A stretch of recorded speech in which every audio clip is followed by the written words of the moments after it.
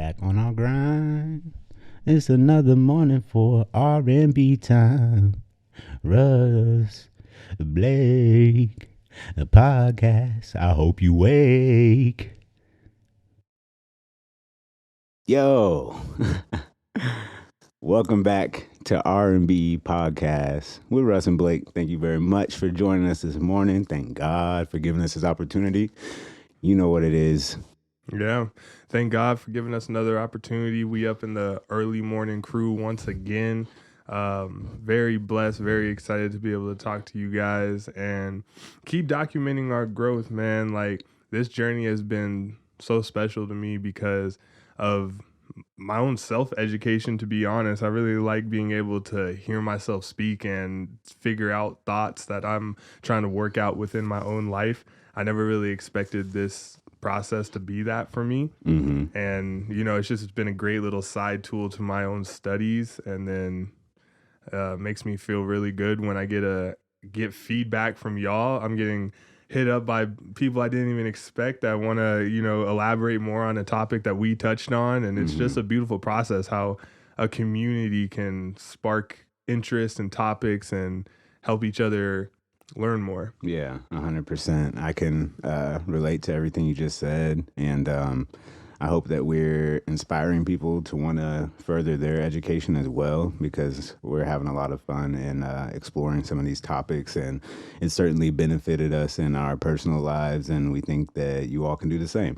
And we know that it's hard as you get out of standardized education, past high school or past college. If you go to college, it's hard to continue that same rate of education because things are so unstructured and there's not as much guidance. There's no curriculum telling you what to read, when to read it, and what category it falls under. So when you find a topic that's interesting, it's not always easy to get your foot in the door as far as understanding the details of that topic. So we just want to stimulate your mind and invite you to do some exploration and, expand your knowledge. And I think we've done a really good job so far approaching this from the aspect of, letting everyone know it's not like we are experts on any of the subjects that we speak on. And some of the subjects we have great amount of experience and knowledge, but by no means have we mastered or become experts of any of these fields. So this really is a group project. We put in the time to come and record and do these episodes, but you guys' contribution is letting us know what you think. And I think it's important to note that, we come up with these topics, but we don't really do all that much, preparation or collaboration beforehand because we want the conversation to be authentic. So we both have our own little points that we come into this with, but we don't want anything to be left unsaid. So we try not to talk about it too much before we get behind the camera. Somebody was asking me if we prepare because it seems like our conversation flows well, which I appreciate that feedback. I'm glad that it seems that way. But the preparation is minimal just because, I won't say the preparation is minimal, but like our collaboration within the preparation is minimal. Yeah. So independent research, independent study. We do independent double checks in the hospital to make sure that medications are prepared properly in the right dosage and the right form. So I feel like that's the same concept here. We're kind of taking that craft, taking that knowledge, taking that piece and making sure that we do our own independent check of what we're going to present. And then we bring it together and see what it does. Yeah. And that's just a very slight tool on what we can all do with a group of people or one or two people that you trust. You know what I mean? Bring your thoughts to them. If they're being authentic back to you, it's the phenomena of iron sharpens iron, and then we're all going to get sharp. Yeah. So like we're saying, this avenue has been beneficial to us in many different ways. And some of the skills that we utilize here and some of the skills that we utilize in our professional lives, they've been developed as a result of coaching. And, having somebody to guide you in your endeavors is very valuable. A lot of people just lack the guidance to get to where they want to go because, again, topics can be so vast. Where do you start? It can be overwhelming just to start. So today we want to talk to you about the value of coaches, our experience with coaches, what a coach is, and why or how you might benefit from coaching and whatever it is you're doing. So as a former athlete, I did track, football for most of my life, but I've also played baseball, soccer, done wrestling. I was awful at wrestling. But, going through those experiences, I have very vivid memories of my coaches, and the type of coaches that you have at different stages of your life is very significant. And in some situations, a coach can make or break your performance. And that is especially true when it's a team sport that's involved, because there's so many different heads that try to get within the same mindset and drive towards the same goal. So, Russ, I ask you, in your experience in receiving coaching, what do you think is the main factor that has created a good coach in your perspective? Yeah. And there's so many. I have a lot of respect for people who choose to be coaches because that means that you are taking on the challenge of having a large group of people and trying to get them all on the same page while holding them accountable, but equally being understanding of their situations and, their life outside of the sport that you're playing. So just like a quick background on my own experience, me and Blake played on the same football team in middle school. So, I come from playing football. Then I played basketball in high school and college. If you check my resume, I worked for the Phoenix Suns. I was a coach, camp counselor during the summer. So I would work for the Suns and coach little kids that were trying to learn the game and learn how to do it the right way. So I've kind of had a lot of experience being coached and then developing my own coaching techniques. I'm also a basketball official now, so my relationship with coaches is a little different. A lot of times now it's us kind of collaborating to make sure a game is happening, because we all have to have the respect and the intent that the game comes first in everything that we do. But back to your question, Blake, I think that consistency in a coach is one of the biggest things. Respect, like I'm saying, respect for the game, respect for your team, and respect for the process of trying to become one. And respect for your opponent, right? We've talked about that. Respect for your opponent. One of my, when I think of great coaches, the number one example that comes into my mind is Phil Jackson. So Phil Jackson has been a coach that I've studied immensely, one that if I were a coach, I would try to behave how he did, because he brought a sacred feeling to competition, right? Phil Jackson is from North Dakota, and he was influenced a lot by the Native American tribes of his area as he was growing up, and he brought that to the NBA, right? A lot of people don't know this about Phil Jackson. He won 11 rings, 6 coaching Michael Jordan, 5 coaching Kobe Bryant, and used the same techniques with both of those amazing talents, and that was helping them understand the deeper connection of sport, the deeper connection of communal work, and what it means to be able to dissolve your ego so then you can be in a group that has one common goal. And that type of stuff is just so exciting to me that he's able to bring that message to athletics, and we saw it be so successful. Right. More than once. Yeah. Yeah. And I think he's a great example of how valuable a coach can be, because there's no argument whether or not it was his effort that led to greatness when you say he coached Michael Jordan and Kobe Bryant. If it was just one of them, you could say, oh, well, Kobe's Kobe, like he was making the team. But no, there's no way that just happened by chance. And one of the most valuable things that my dad has ever told me, I think he started telling me this when I was maybe like 5 years old, but I remember just over the years hearing it again from him, and I don't really think I understood exactly what he meant until I became an adult. Go figure, as with a lot of things, I feel. But he would tell me, make sure you're coachable. Make sure you're making yourself coachable. Be coachable. And I would think like, obviously I'm coachable, like I'm an athlete, I'm doing well in my sport, my coaches like me, like why are you telling me this? And one, my dad tells me a lot of things that I may or may not already know.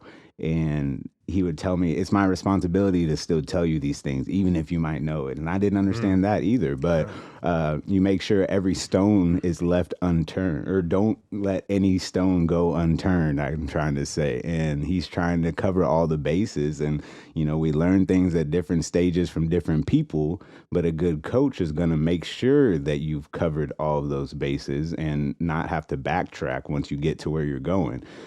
So, in terms of coaching, obviously it's easy for us to relate it to sports, but coaches are alive and present in all aspects of our life. And Mm-hmm. whether it's coaching from your parents or coaching from a teacher, because all coaching is at the end of the day is a different form of education. And you might ask yourself, well, people in the NBA and the NFL, like those are professionals, those are elite athletes. Like, how is the coach teaching them the sport?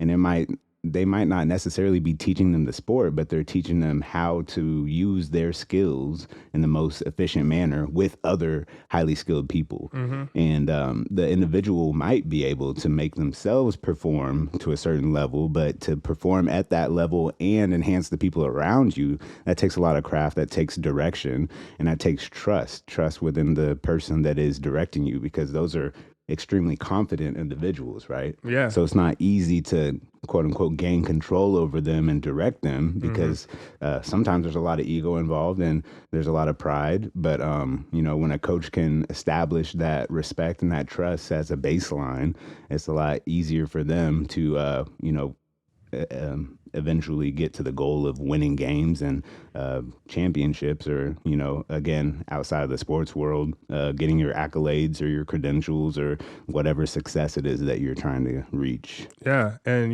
one thing that I think, well, Phil Jackson as an example, and then it relates to a lot of other coaches. I think a lot of times coaches are better when they've had success before they began coaching. So Mm, Phil Jackson was already in the NBA, already played with the New York Knicks, mm, before he became a coach. And a lot of the coaches that I've had in my life that I feel like are better at what they're doing, they had success in the game before they became a coach. Because I have seen coaches that haven't played the game.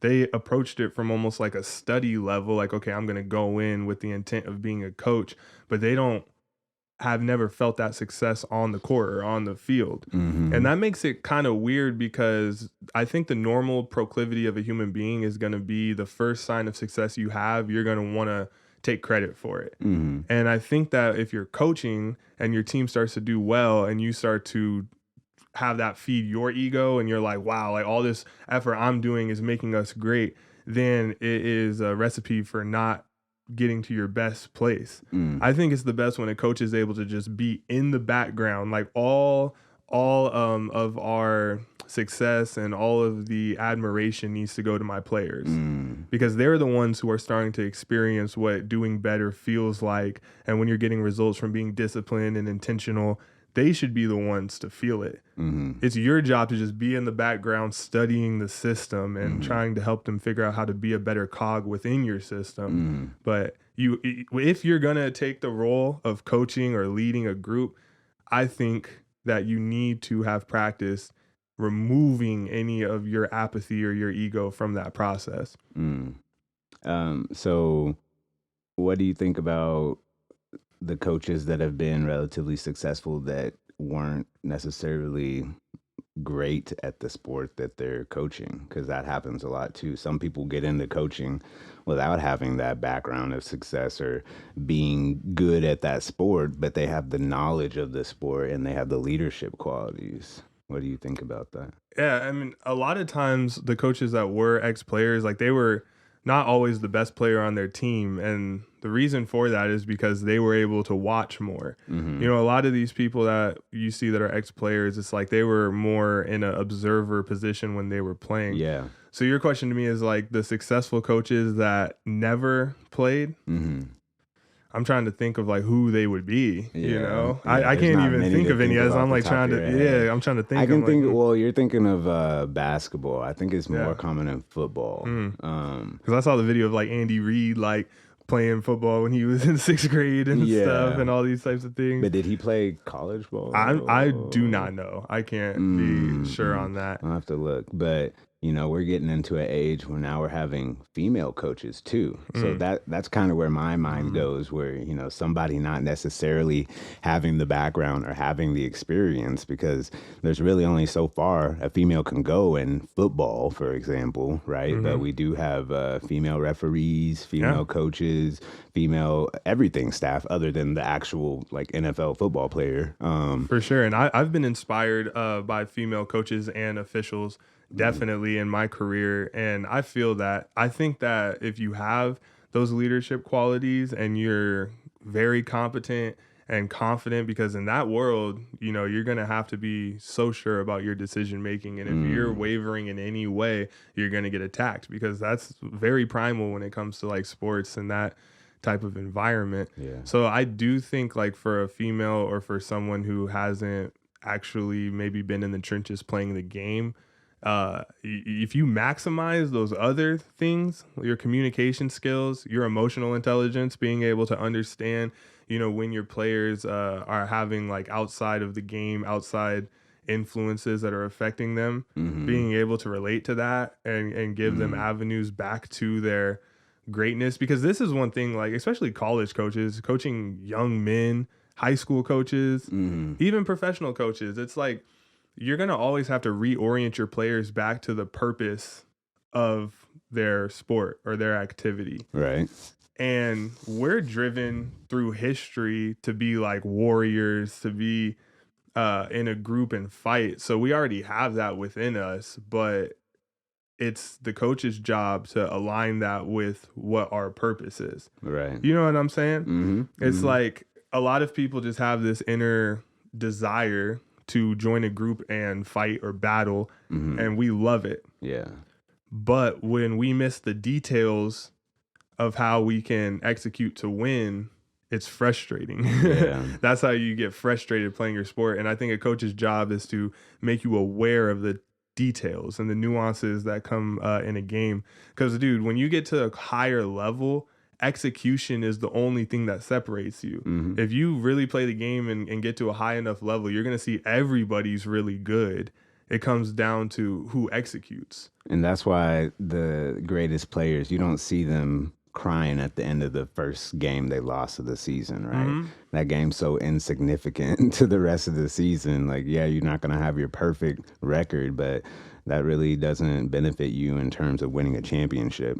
And you have to expect to be growing throughout the season. So it's okay to start kind of low because you got room to grow, right? Mm-hmm. And having that perspective is not always easy when you have a high competition mentality, and if you're an alpha male or alpha female and you want to perform to the best of your abilities every single day, you're going to have an off day eventually. Those shouldn't be common, but you got to be prepared for when it comes, and just recognize that that doesn't define you.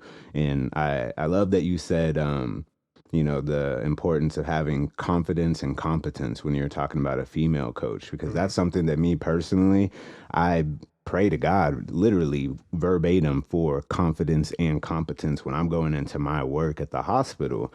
And I think that those two values are very valuable in any situation that you're in, and especially in a coach, in a leadership position, in an educator position. Mm-hmm.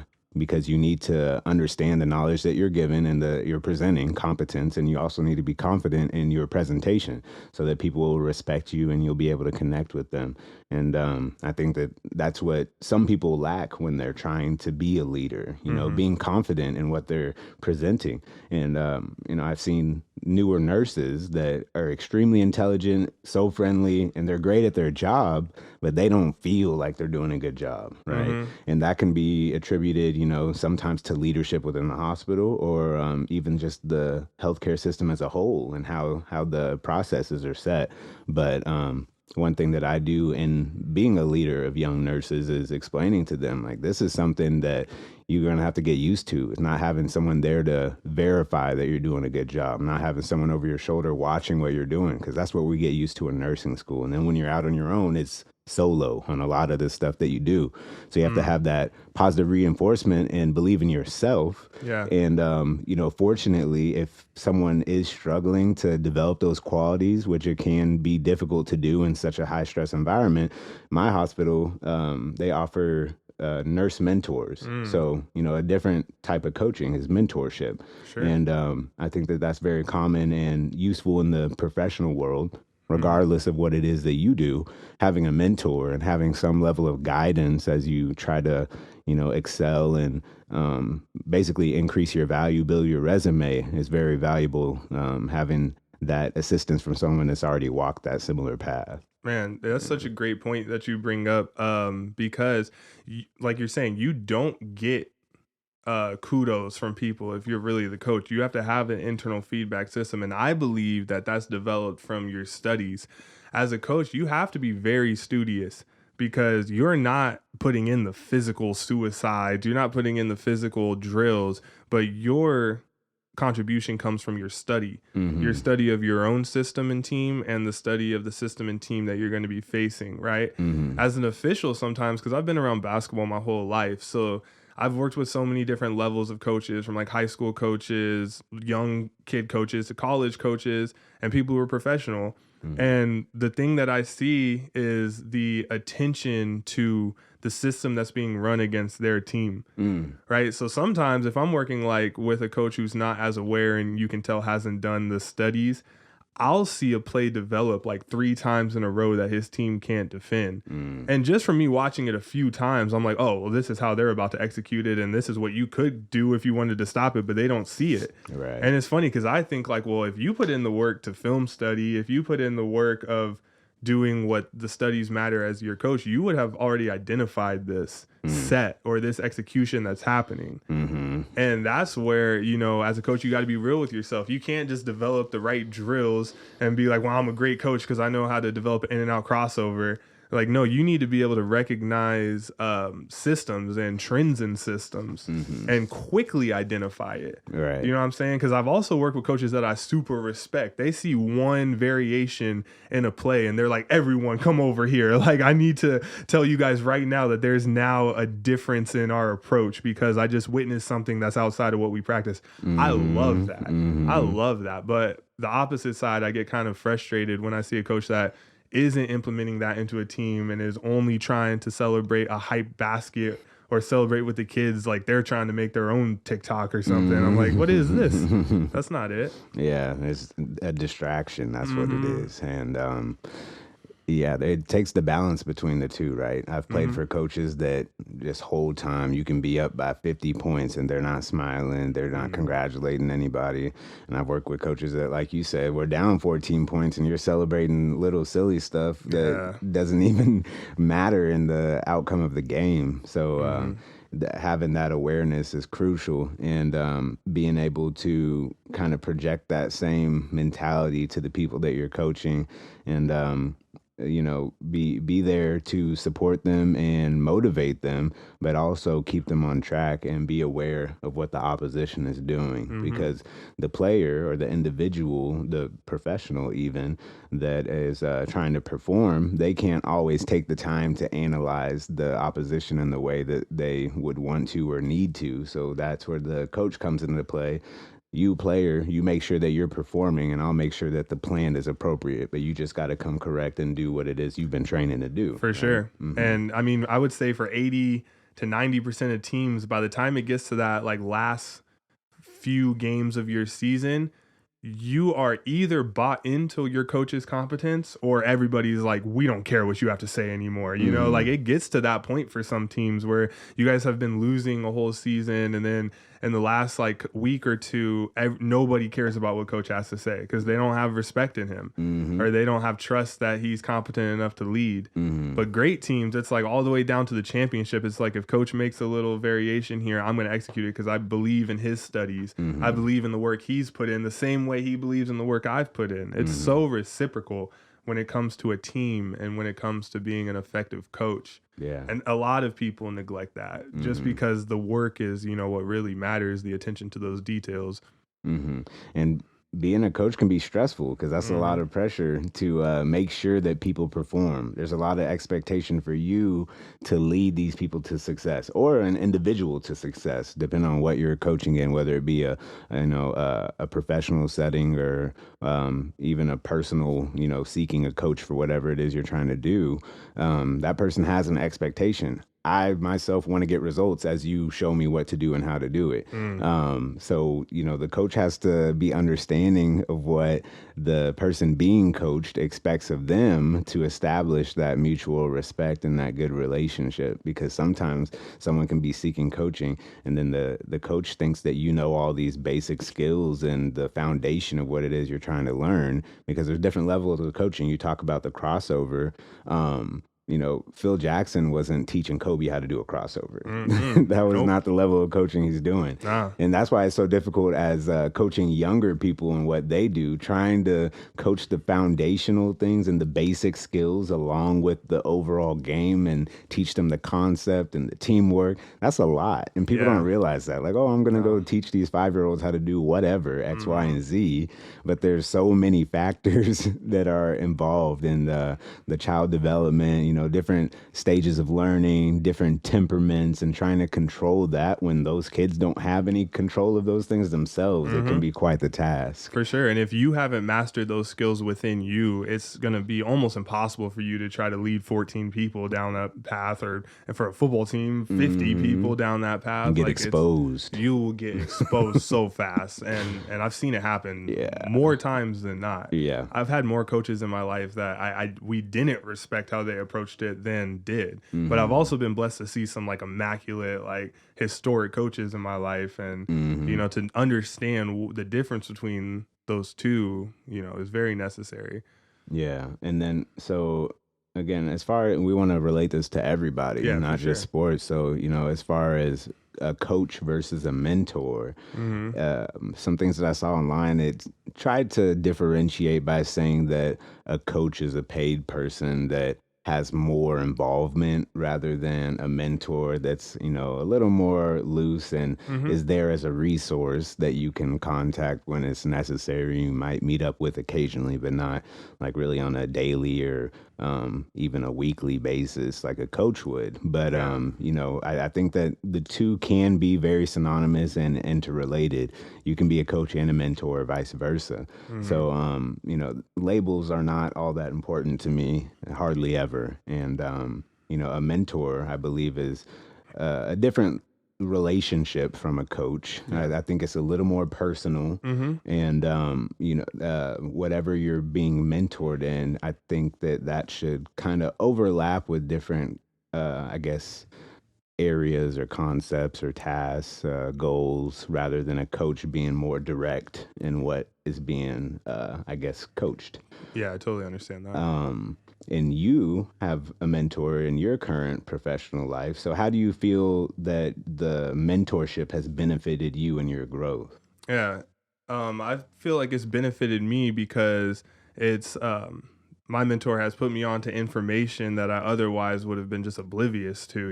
It's really the value of the information that you have. And I feel like that's in any field, whether that's self growth, self help, or your professional life.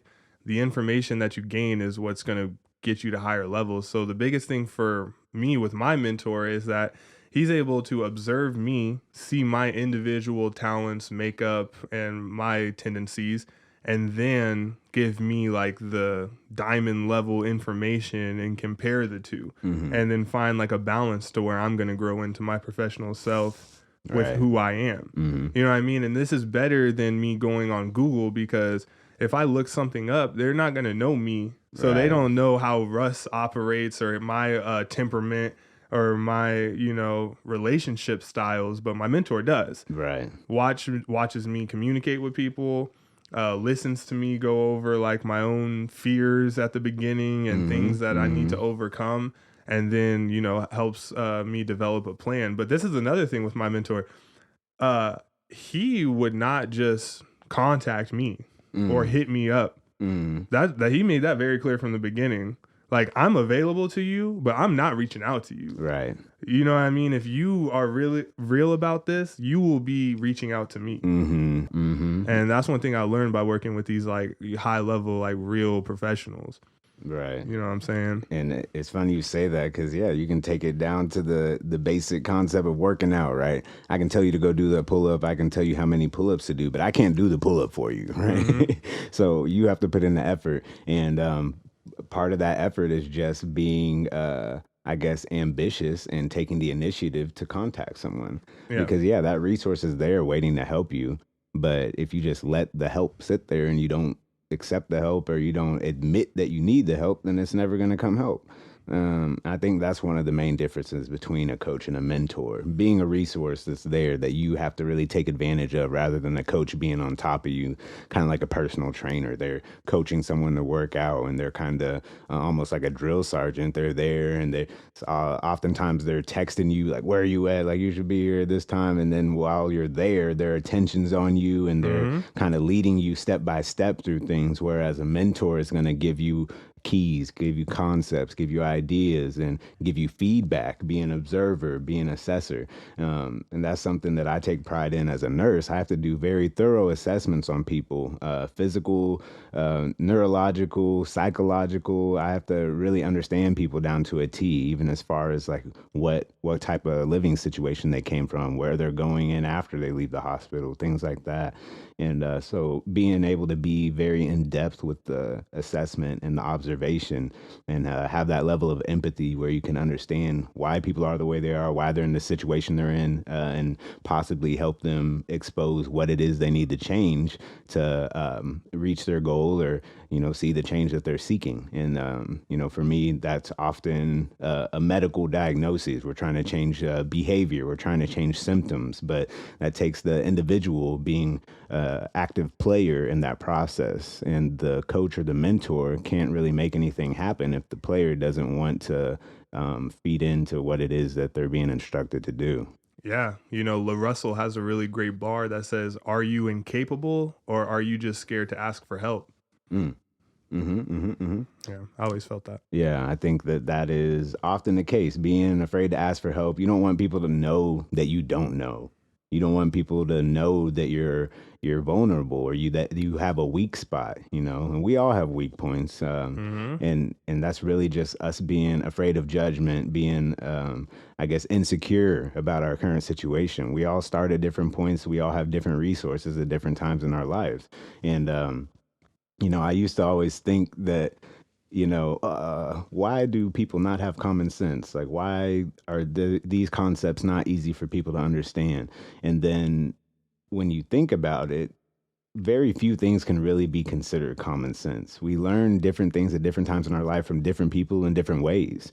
Even me learning how to walk, you can look at somebody and be like, man, he really walks goofy. But it's like, where did he learn how to walk? What circumstances was he under? Like, what is the basis of his biology? You know, there's something going on that is making him walk that way. And you can change how somebody walks, but they have to be on board with making that change. Man. Right? Yeah, and that's literally been my case. You know, I do a lot of film study of myself working, and when I first started, it was like, fam, like what, you're wobbling when you're walking, or you make these unnecessary movements, and I think until you record yourself, you're just so unaware of how you are. Yeah. You know what I mean? So that's one thing that's helped me out a lot because I do a lot of film study of me from a bird's eye view working in basketball games, and then now doing this, it's like up close and personal. So I'm trying to like gain more awareness from every angle. So with coaches and mentors, obviously there's different levels, just as with the individual, there's different levels of performance and knowledge. So if someone is at what we would consider to be level one of whatever it is they're trying to do or learn, do you think that it's beneficial or detrimental to be seeking that guidance from someone that's like at the top of the totem pole, extreme expert in that realm? Should they have someone that's more relatable, that's like down towards the middle, or should that expertise be always what we're striving for, in your opinion? Yeah, in my opinion, if you have the ability to contact a master, someone who is an expert in a field, you should use them because one, they're never going to judge you for the level that you're at. They're going to understand every single step of the process if they are truly a master. I think that if you have people that are more in the middle or even have any type of unconsciousness to the overall goal, that you should get them in like your peer group. That should be who you study with. One thing that is very common in my field is that you get a lot of information.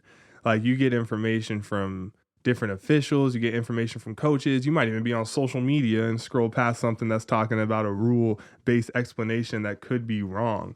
And if you're gonna be great, you have to develop certain relationships that you can check your information with, right? So you need an expert in your corner so then you can send them an explanation. Hey, someone just told me this. Does this knowledge align with the knowledge that you have? No, throw that out. But this is one thing that I've noticed, and this kind of turning in from being a coach to being a learner, is that you can't be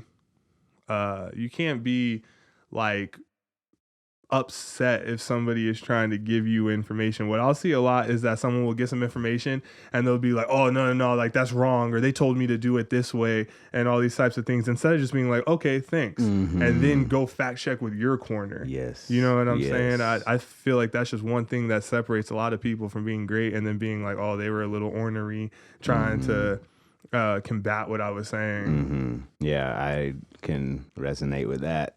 For sure, because again, talk about my dad beginning telling me I should be coachable, and then I'll get upset by him telling me that. There's nothing bad about him telling me I need to be coachable because those are facts, even if I am coachable.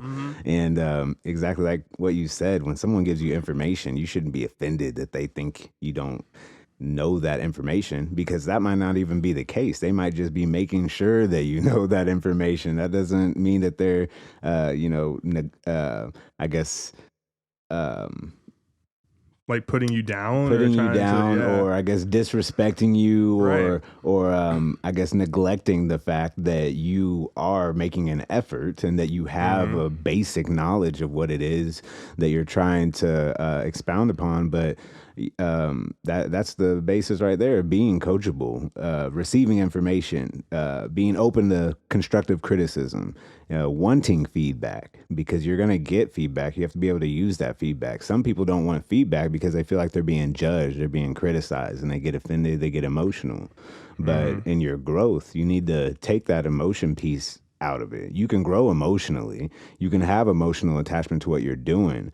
But if you let yourself be emotional in a way that's going to have negative emotions from someone trying to help you, whether or not you want that help or the help is really beneficial, that's going to hold you back in the long run, because eventually you're going to get a piece of information that you're not going to receive the right way, or you might not really allow yourself to understand it until 20 years later, like I currently am with some of the things my dad has told me, because my dad's been trying to coach me my whole life. But we go through this phase where for some reason our interactions with our parents, it doesn't feel like they're there to help us, but all they want is for us to do the best that we can and to be successful, and they're trying to guide us because they've gone through these situations themselves and they know what they did right and what they did wrong. But us as kids, we're just so oppositional for whatever reason.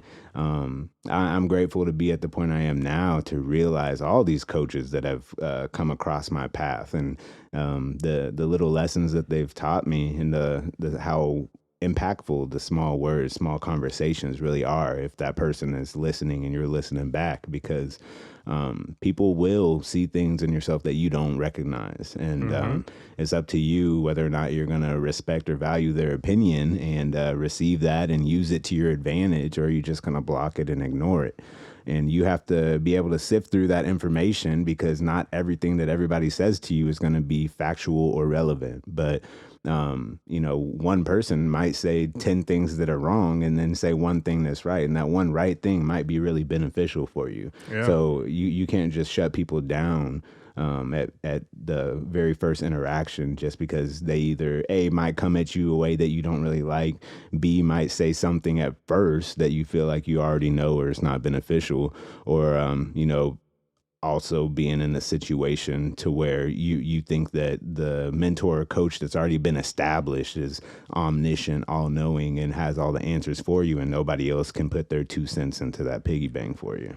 Yeah, man. And, getting back a little bit to just like a coach's personality and how I feel like it's works better with players and people that are trying to lead.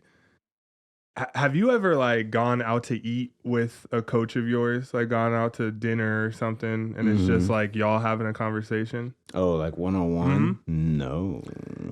Well, you mean like a sports coach? Yeah, No. and this is one phenomenon that I think is interesting. Like, I feel like the best coaches are able to still have a conversation with someone they're leading outside of like what they're doing. Cause Hmm. that shows that you can actually relate to me as a human being. Yeah. I've had some coaches in my life, like, okay, they know how to tell me how to spot up for a 3-point shot in the corner, but they have no idea how to like ask me like, how's my mom doing, or how Mm. do I feel at home, or Mm. my own mental health. And I feel like the coaches that are able to like understand the human aspect outside of the Yeah. game get way more buy-in 100%. from their players, Yeah, yeah. and that's one thing that definitely helps out. It's interesting though because that situation does play out a lot differently depending on what we're being coached in. Because Mm, again, we have individual coaches, so that relationship can easily be on that level, should easily be on that level. But yeah, then you go up to like a team setting like basketball, there's more people involved. You go up to a team setting like football, there's a lot more people a involved, lot, yeah. but there's a lot more coaches involved too. Okay, So you have to look at it that way. There should be somebody there that's able to have that relationship. It might not be the yeah. head coach, but then you have like your running back coach, your receivers coach, and Mm, trickle down the line of different assistant coaches, and somebody needs to be playing that role. But I think where people run into problems is some teams only respect the head coach. And then mm-hmm. sometimes those assistant coaches are looked at more like peers or friends, and it's hard for them to have that influence in certain situations, from what I've seen. But the coaching world is I guess, an opportunity for people to develop a different type of respect for each other, regardless of their demographic or their age. Because Mm-hmm. if you respect the role for what it is, then I guarantee that person can offer something to you.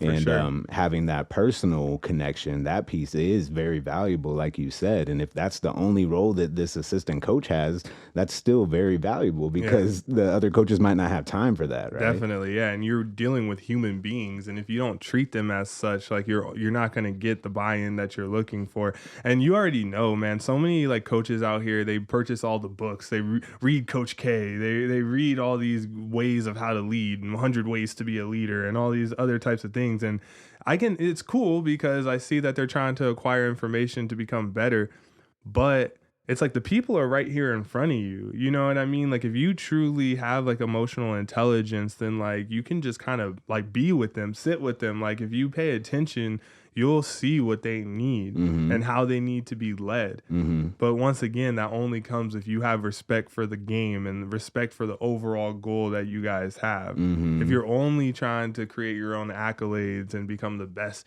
coach and the most winningest person, like there's going to be such a disconnect from how you can deal with human beings. Mm-hmm.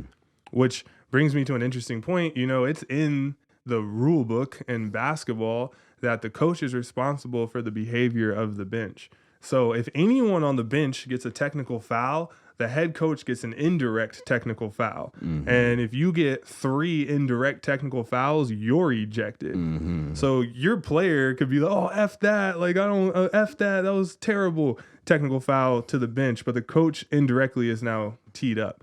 And I love that because it's like if you're going to be the leader, like lead every single person. The 16th Yeah. person on the end of the bench is even led by you and you're still responsible for them. Right. I love that concept and I think that people should have more respect for that position. Mm-hmm. And we kind of teach that concept early in life, and kids hate it because Mhm. I'm sure you can think of a time where, player X over here did this in the game, so we're all going to run suicides. Mhm. You're like, Yeah. why do I have to run when he did that and I dropped 20 points and had no turnovers? Like, it doesn't make any sense at face value. But when you realize that you're responsible for the performance of your team, it's a team sport. Mhm. And if you want to be a leader, you want to be a top dog, you need to be prepared to go through the punishment as well as go through the glory with your teammates, Yeah. because you can't only have one piece of the pie. Y'all gonna sit down and eat the whole thing together, and some of that pie might not taste as good as the rest, but you're gonna have to find a way to enjoy it, and that's how you trust the process and you enjoy the journey. And once you find out how to do that and not complain when you're having a consequence for something that someone who's connected to you did, because as a team you're a unit, Mm-hmm. right? So even in football we would have to run, we if we won a game we would still have to run a certain number of sprints for the difference of points that were scored. Mm-hmm. So, or actually for the total points of the other team. So, say we score 48 points, the other team scores 35, we still got to run 35 sprints. So, that it felt like a punishment, but really it was just a different way to quantify how we were going to train, right? You have to do the running regardless, you have to do the conditioning regardless, but putting that number on it that was somebody else's performance, it can do something to your mind that might not always be that positive. But you have to understand the purpose behind what you're doing. And if you think that it's just punishment, then yeah, you're going to be upset. But there's going to be benefits in all of the hard things that we go through in our lives, right? Yeah. Most of the things that we accomplish that have any meaning or value are going to be difficult. So when somebody gives you a difficult task, or somebody gives you a punishment per se, just change your perspective on what it is that punishment is, how you're going to feel once you accomplish that task, what you're going to gain from accomplishing that task. Because I guarantee there's something there for you to gain somewhere that you can benefit in that task that you're doing. But if you don't recognize it that way, then it's not going to magically benefit you. You're just going to rush through it, not take advantage, and it's going to be a waste of your time in the end. For sure. You know, and it's interesting because when you have a leadership role as a coach, you can be seen kind of as like a basically what I want to illustrate here is, so there will be kids who get diagnosed with ODD, oppositional defiance disorder, right? And that means that any type of authority figure, they're going to have just like kind of pushback and animosity towards. As a coach, if you're really working with the community, you're going to work with kids who are just naturally defiant to opposition, right? And it's funny for me because I remember when I went from being a player to an official, like some of my basketball friends just jokingly would be like, "Oh, you're the ops now." You know, you're the ops now. And when I'm at work, sometimes like I'm put in the role where I have to be an authority figure with like young kids who are like, "Oh man, like, you know, you're being like a police or you're being like opposition." And it's funny because like if you're really going to be like mature and lead people, you have to understand how to like vibe as an authority figure and be like, "Hey man, like I have to hold you responsible for these things because we have to do better." But at the same time, I understand the position you come from of why you want to be defiant. Yeah. And I think a lot of times like coaches don't relate on a cultural level to the kids that they're leading, and it results in them just not understanding that natural proclivity to try to like go against authority figures. Yeah. You know what I'm saying? But then there's people who are amazing with it. Deion Sanders is one person I would always shout out for this, because Deion Sanders seems to have like created that perfect balance of being like, he's going to discipline you, but he's going to hold you accountable, but also like, you know, like he gets it. Yeah. You know, he gets your culture and he gets like your emotions, and that you're trying to eventually grow outside of this sport and be a leader in your family and household. And the fact that he leads with that type of communication, like, "Hey, I want you to be a great cornerback, but then I want you to be a great father." I love that, dude. Yeah. That's the type of stuff that inspires me to just keep going every single day, because I'm like, yeah, that's what we need. That's what we need to like really go forward. And I think that's a great quality for coaches to have, be able to relate a simple task or a simple skill to the big picture, to the rest of life, because everything we do is interrelated. So these skills that you're developing upon, you might just be thinking of them in specifically for your sport or for your job or for your aspiration, whatever it is. But really, if I'm learning how to read, for example, I might want to be able to read better so I can speak better in front of people and be a public speaker. I want to be a politician, but reading is very beneficial in all types of ways. Downloading knowledge, researching, being a resource, being intelligent. You think of all of the different factors that are going to be changed as a result of that skill that you're learning. I watched a TEDx. I can't remember who it was that was speaking, but she mentioned having goals and tasks that are multi-final, doing things that are going to have more than one positive outcome for you, Mm. and You said multi-final? multi-final. Multi-final, okay. Yeah, so the final result is gonna manifest in more than one way, I basically, love that. right? Dang. So, I can drink my water to quench my thirst, but at Mm-hmm. the same time, I'm hydrating my body, bringing water into my cells, and optimizing the processes of the things that are going on within me, which is going to help me feel better and be able to perform and think more efficiently. And it's not just me making my mouth wet, right? So if you look at the things that you're doing in that way, that really everything we do is multi-final, kind of like the butterfly effect, right? Mm-hmm. One little thing happens on the other side of the world, it can cause a tornado over here, or end a war. So what is the small thing that you're going to do today to change what's going on around you? And some Mm-hmm. people have no answer to that. But, if you have a good coach, they can, one, help you realize your strengths and weaknesses, and also help you realize how you're going to utilize those strengths and weaknesses. You think of a basketball situation, some kids might think, oh, I need to shoot more threes so I can score for my team. And then the coach can slow them down and be like, well, yeah, you're a good 3-point shooter, but really what the team needs you to Mm-hmm. do is pass the rock more, because you are Man. good at drawing attention. And even though you are a good shooter, since you draw that attention and everyone wants to guard you, really what we're going to do is make sure that you have 10 assists a game rather than 30 points, because that's what's going to help us win the game, right? Yep, that's so true.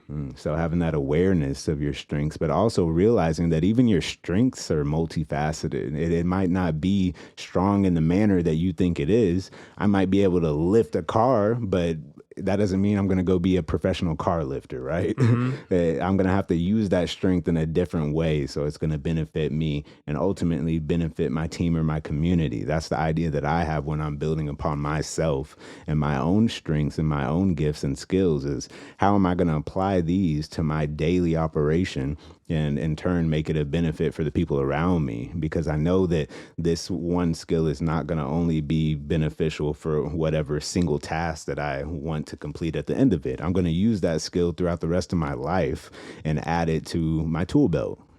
Yeah.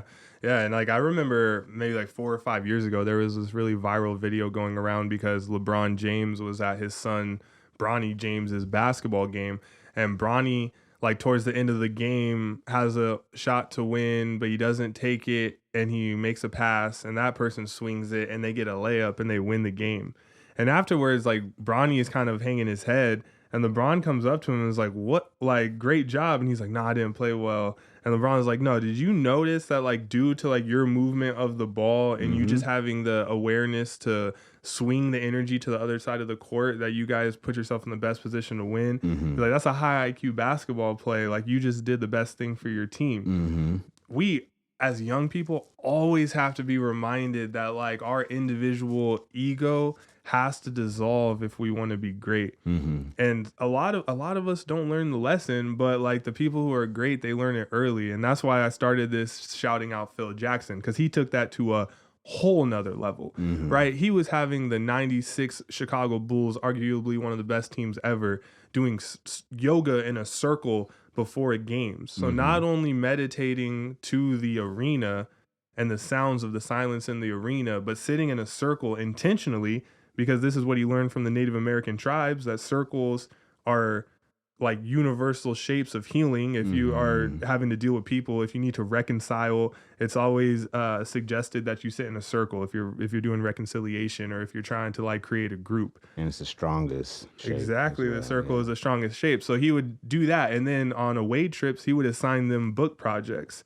And so he was having these grown professional athletes doing book assignments for him when they're on one of the best teams ever, making millions and millions of dollars. So think about how Phil Jackson approached this, dude. Like, he literally was known as like the Buddhist coach, and he just took such a different approach spiritually to competition. And that's what it takes to be great. You take a different approach, right? Yeah. You got to be innovative. And once you find somebody that's doing things differently, You need to, take a step back and really see what it is that they're doing differently, why they're doing it differently, how are they doing it differently.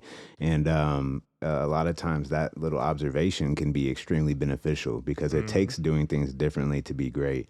If everyone tries to do Bill Jackson the exact way that he did, nobody's going to be able to do it like him. They're going to have to bring some other piece to the puzzle and add Mm-hmm. upon what he did because Exactly. obviously he had great concepts and he has very public methods that we can all take notes on and try to emulate. But at the end of the day, Phil Jackson's Phil Jackson.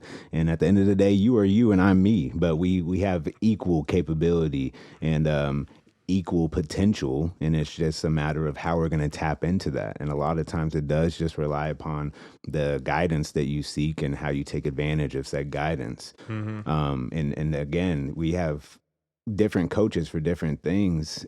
You can relate it to football. How many different, the strength coach, the agility coach, the head coach, all of those different specialties within coaching. Yeah. And then sometimes as an individual, you just need more of an umbrella coach that's going to help you in more of a generalized concept. What Mm-hmm. is football? What is reading? What is finance? Mm-hmm. And then as you get the foundation, you can specify like, oh, I need somebody to coach me in how to invest in stocks. I need someone to coach me how to buy a house.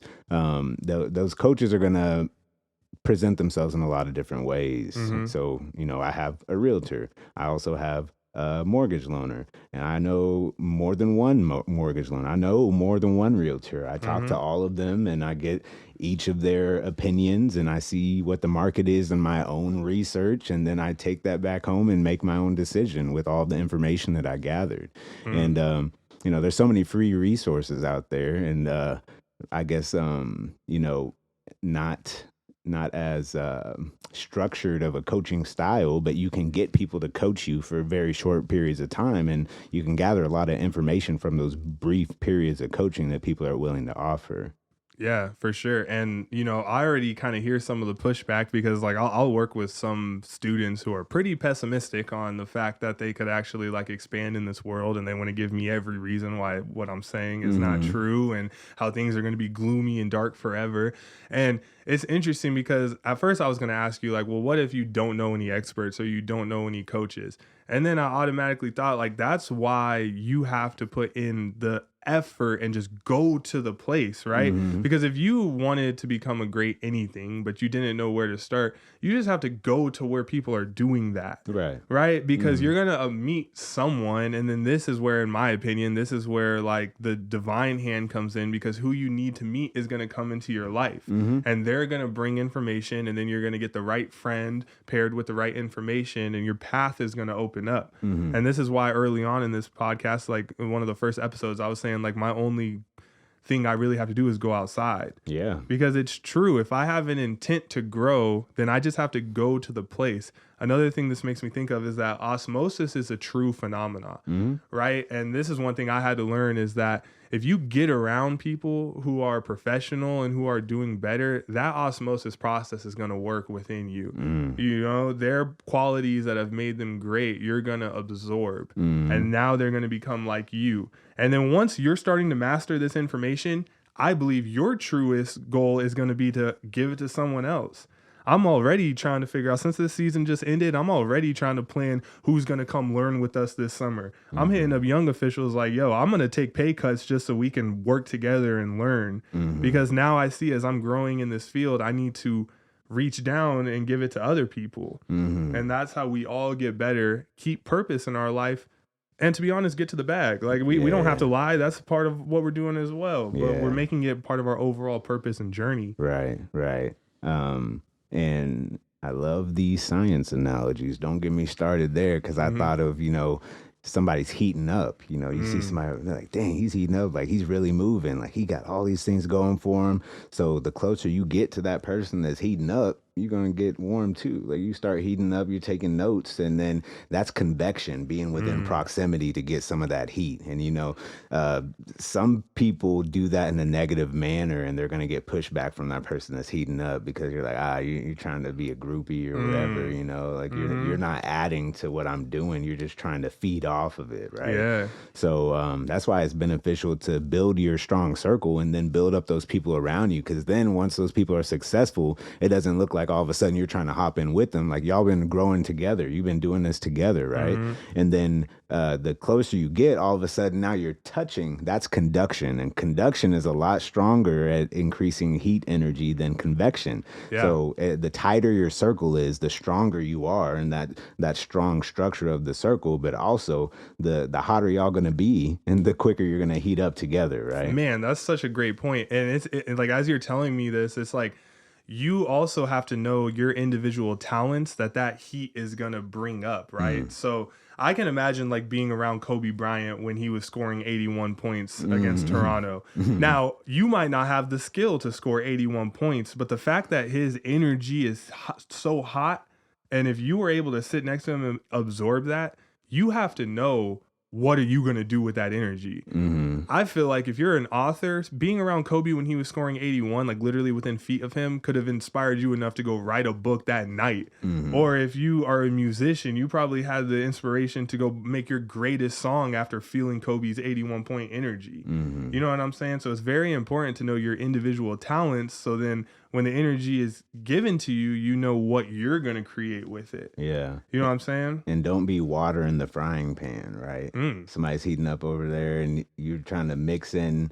your 2 cents and, in a way, bring them down mm, rather than trying to increase their elevation and, ride up with them. Because mm-hmm. some people are haters. Some people, Man. even if that person's on their team, they're sitting there jealous and they're upset at the end of the victory because they didn't perform to what they expect as an individual when they're playing in a team sport. And Man. you have to be prepared to sometimes take a back seat in the glory and just realize what the overall picture is for the team and see how you're going to take advantage of the other strengths of the team in a way that the team is still going to benefit, but also you can eventually shine in what's going to be a positive manner and shine alongside your teammates rather than thinking it has to pick or choose who's going to be in the spotlight, right? Straight up, because if we're talking about energy and osmosis, if you can lend someone or someone can feel that energy, if you start hating, that's like putting on a rubber suit. You know what I mean? You have now Hmm. blocked off all possibilities of this energy transferring to you because you put up a hateful guard. Yeah. And it's going to be reflected. For sure. And Always that be reflected. jealousy, that greed, that coveting, you know what I'm saying? That is what blocks your blessing and blocks the transmission of positive energy into your life. Don't do that. Blocking our blessings has to be one of the easiest things to do when we're approaching things from our ego, but also is like one of the most relieving things when you're able to get rid of that. You know what I Yeah. mean? They talk about like taking weight off of your chest. I feel like when you start to systematically remove your tendencies that block your blessings, everything becomes lighter, Yeah. lighter and lighter to the point where you're just feeling like a feather and you're like, wow, any other person's success is actually my success. Hmm. We started our whole podcast talking about how we are one and we have that belief. Every time a human being succeeds, I feel like I succeed. Hmm. Yeah, because we're all one and the same, Hmm. whether you like it or not. Yeah. So don't block your blessings. Be open to assistance. Swallow your pride. Ask for assistance. The help is often there, waiting for you to be vulnerable. And don't be afraid of rejection either. Sometimes people are going to say no. You might get no 5 times before you get that one yes that's really going to change your life. And you putting in that effort is eventually going to pay off. So, whether it's you just being diligent in your own personal journey or seeking coaching, guidance, mentorship for whatever it is you want to accomplish, I invite you to seek that Let assistance. me ask you, Blake, if you right now had to coach in a field, what do you think you would be the best at coaching?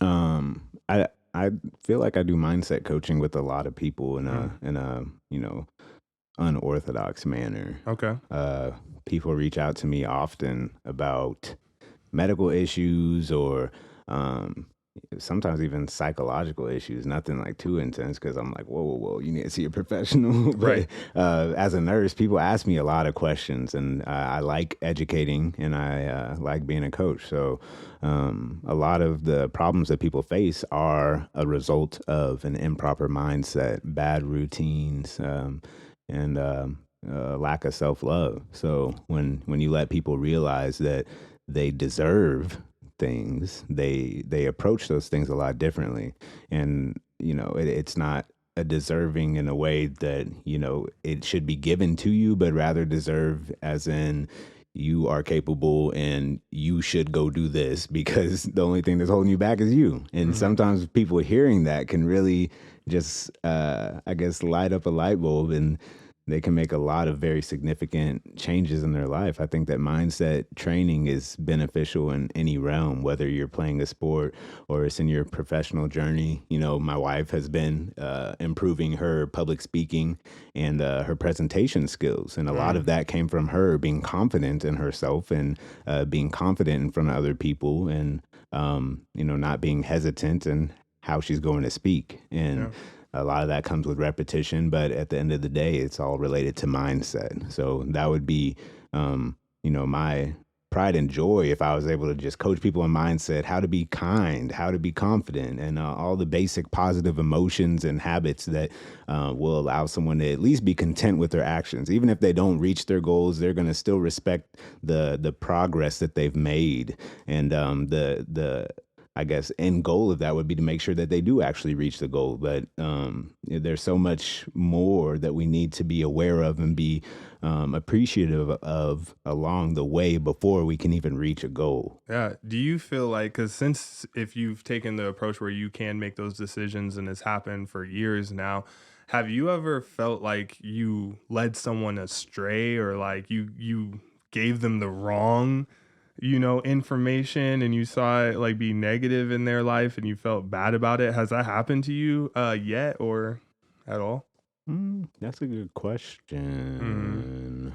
Because I can already think in my working with students with disabilities and oppositional defiance disorder, emotional disabilities.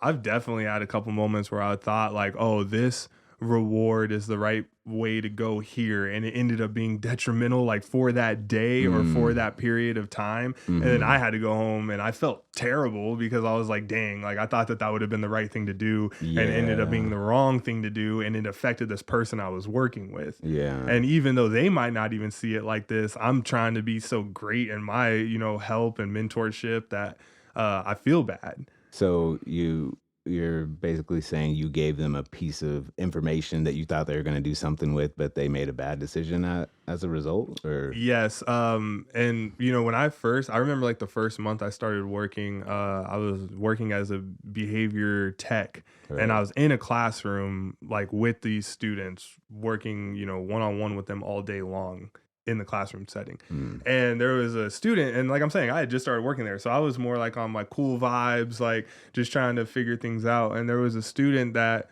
was able to like receive a reward that was like some candy or something if he did this certain task, right? yeah. And he did it. So I was like, whatever, I'll go distribute this reward. I give him the candy. And then I'm like, hey bro, like here's another one though. Like, you know what I mean? Like keep it under wraps, but like you doing good, bro. Like here's a little another one, like trying to be cool, trying to think that mm, I'm like helping doing that. mm, And he instantly is like, all right, bet, I got it, I got it. And yeah. then he just kept it like out on his table.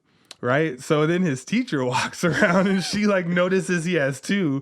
And she's like, oh, like instantly like doesn't believe this kid. And it's like, oh, like you took one, like you took an extra one and all this stuff and Uh, stuff. And I was like observing it and like seeing like she got super mad at him. And then like I had to be like, oh no. Like, and then I felt bad because I was like, wow, I did what I wasn't yeah. supposed to do. Yeah. And then now he's in trouble and all this type of stuff. So I had to go say, like, nah, I actually snuck him another one. And now they're looking at me like, well, what are you doing? Why are you trying to over Yeah. reward certain behaviors? Because there is a Mhm. system to this reward. And Mhm. Mhm. I see what you mean. mhm. Yeah. Nothing too significant. It's difficult in the hospital because there's a lot of protocols and policies that, I don't technically agree with, but I have to follow. Mm, So there's people in the hospital that want to be up mobile and want to get better fast and want to work hard, but sometimes we have to slow them down and be like, whoa, whoa, like you got to wait in bed until I'm able to be here to supervise you, or until physical therapy is able to be here and work with you. And sometimes I feel bad, like I'm limiting people because I have so many other things I need to do. It's like I can't just sit here with you while you're standing next to the bed. Some people are like, mm-hmm. oh, I just need to stand and stretch. I was like, okay, we can do that in like an hour or two, but like I can't just have you up in here moving around on your own, because if you fall on your face and bust your head open, like we're all in trouble, right? Yeah. Um, but I have a really good experience from early in my career where I did kind of push the boundaries and let somebody have more freedom to try to assist with his rehabilitation, because he had a long road ahead of him and he was very eager to get better. So I made it as safe as possible, but in hindsight, there was potential for that to kind of backfire on me, Mm-hmm. because I wasn't necessarily doing things the way that they were supposed to be done, but I was doing what I felt was right. Mm-hmm. And that it's kind of just a risk that you take in certain situations, Yeah. trying to do the right thing. But I think that at the end of the day, as long as you're trying to do the right thing, more often than not, it's going to work in your benefit. There may be some consequences, or a stressful situation you might have to deal with, but Mm-hmm. that's just part of life. Facts. And if you're really coming from a place of love and good intent, it's not often gonna backfire in a severe manner, in my opinion. But there does take some judgment, and you have to be careful, because obviously the other option is a possibility, to where you thinking you're doing the right thing, but you didn't really analyze the situation properly. Now you're in a bad situation. Mm-hmm. Um, so No, I think you answered that no, but perfectly. my thing is, like, I'm like, dang, there's really like so much stuff in the hospital that Yeah. you like want to push the limits a little bit, but you Right. have to chart, and then Yeah. the patients interact. So I've had times where a patient's like, oh, well, he let me do this, and it's like, Mm-hmm. don't do that, I buddy. Like, know, I know, and that's the worst, right? Especially if you did let them, and then you're sitting there like, yeah. like, hey, yeah, maybe I did, but Don't touch yeah, I know. that. Such a delicate balance, but I do agree Yeah. with you. Like, if you are making decisions where you genuinely feel like it's best for this person, then it's kind of hard to go wrong, but you might. And then Yeah. the only reason I brought this up is because for coaches, for people who are leading or mentors, I think it's important to develop a system of like forgiveness for yourself. You know what I mean? Because eventually you're going to lead someone the wrong way. Yeah. There's no way you try to lead for years and you don't end up Mhm. leading one person the wrong way one day. Yeah. And it can feel so bad because it's But like, it might not be your fault, though. that's true. you know and Yeah. that's why you have to be confident in your decisions, and just make sure you're coming with good intent and Mm, coming from a place of love, dude. because you might give somebody the right piece of information and they interpret it wrong, Yeah. just like the Bible, right? There's a lot of 100%. valuable information in the Bible, and people like take stuff out of context, and they're like, oh, well, the Bible says this, so and you're like, Mm, whoa, that's not what it was meaning, bro. But yeah. it's good information that people should be aware of, but it just comes down to the processing and how they're going to use it, right? That's such a good point. So, like, in your opinion, like, what do you think just the base intent is that for the Bible? Like, what do you uh, think the Bible's just intention is simplified? to show us how to live. Mm, I mean, there's very basic rules in the Bible, right? The mm-hmm. 10 Commandments. Yeah. Don't kill people. Mm-hmm. Like, if you look at that stuff in the Bible, it's not really up for interpretation, right? Yeah. But then you go through all the stories and the Well, different characters, and then when you think of the stories of the Bible, sometimes you're like, well, his purpose behind this action was X. And then mm-hmm. Y happened, and now Z is going to happen. And it's like, well, my interpretation was a little different. Yeah. Like, yes, he did this because of that, but if you look at what happened as a result, maybe it's telling us that his action wasn't really the right thing to do. Mm-hmm. But if you just look at the action and don't look at all the, subsequent stories, you could get a different picture, right? Yeah. And I asked you that because I know it's just so complicated. You know what I mean? I Mm-hmm. agree. I do think like the intent of the Bible is to show you how to live. to show you how to like free your soul amongst this dense physical world, like how to become lighter and expand past it. I believe that the Bible is a great hyperlinked document that shows us how to expand our soul. And But it's a representation of great success and great failure. Seeing both ends of that spectrum, seeing sometimes one person experience both ends of that spectrum, great failure and great success, and seeing the journey that they have to walk along that, and then how God plays a role in that journey as well. Yep. Right. Yep. And that's why bringing it back to like, if you've ever led anyone astray, if your intent is based in righteousness, it's going to be really hard for you to have like super negative consequences if you're just trying to do good for people. Yeah. Yeah. And a lot of times what you're just going to get is a feedback system of like beautiful, like divine feelings. It's funny because yesterday I was talking with somebody and I was talking about like the concept of a Freudian slip. But my Freudian slip was like I said something that was like angelic, and I was like, oh my bad, that was a Freudian slip. And they're like, how could that be a Freudian slip because you were talking about something angelic? And I'm like, define Freudian slip for him. So the idea of a Freudian slip is that you accidentally said something that you didn't mean to say, but it actually had like a truer implication to like what you feel or what you're thinking. You know what I mean? So it's like, oh, I didn't mean to say that, but it's like, no, you did though. Like, because that's really what you wanted to say. You just weren't going to say it. Right. And it happens to people all the time. But my point was to make that, okay, like my subconscious mind feels divine. And they're kind of like, okay, what does that mean? How does your subconscious mind feel divine?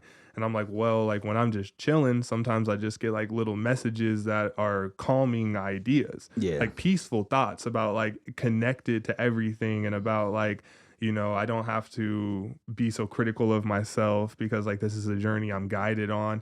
These types of things like pop into my consciousness throughout the day. And I know it's because of the work I've put in with studies and meditation and stuff, but I'm just like so grateful that my subconscious gives me those messages rather than like some type of negative message or something about like harming others or harming myself. Even though it's like for you, like if you're working out all the time, it's like you could still feel grateful that you're strong. But it's like you're the one that made you strong. You know what I'm saying? And it's funny how that goes because even though you did it, sometimes you just feel extreme gratitude.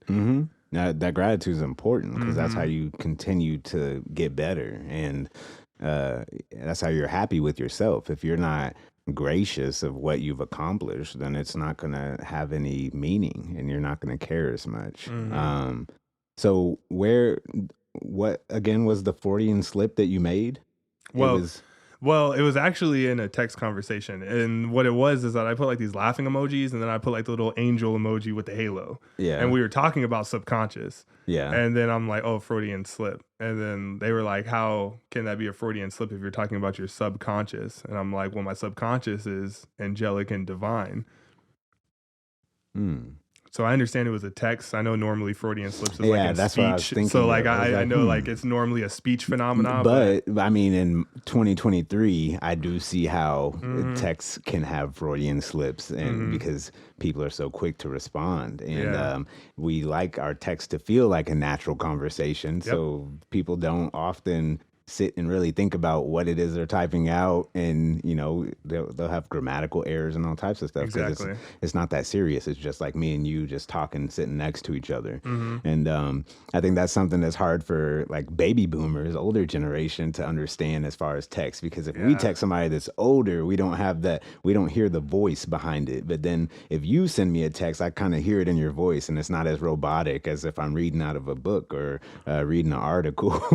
When I text my parents, it doesn't feel like I'm talking to my parents. I'm like, okay, I gotta call you so we can be on the same page here. For sure. And you know, when this happened to me, like at first I was really just joking, saying it was a Freudian slip because it was a text. But then with the follow-up question being like, how could your subconscious be divine? That made me be like, oh, well, that's an amazing conversation because like that truly is what we're working towards. What was your response? Well, my response was saying how these messages come to me throughout the day. The feeling of interconnectedness and you know, the feeling of peace and calm. Just coming up with like little things I'm looking at. You know what I mean? And I Yeah. know that that comes from my work plus grace that God has shown me. Mm-hmm. But yeah, it was just an interesting thing, and it made me think of the subconscious as like the things that you put into it are kind of the messages you'll get back from it, right? So Mm-hmm.